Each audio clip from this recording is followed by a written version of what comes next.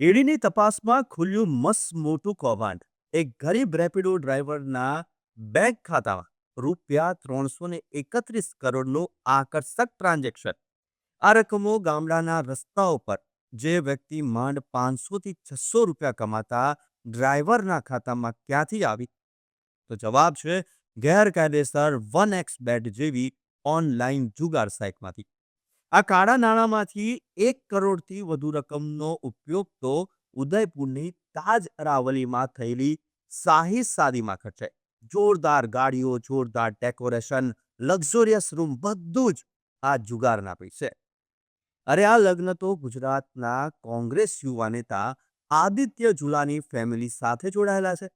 હવે ઈડી ઝુલા પરિવારની પૂછપરછ કરશે કે કેમ? અને આ મૂળ એકાઉન્ટનો ઉપયોગ કેવી રીતે થયો તે એક મોટો સવાલ છે.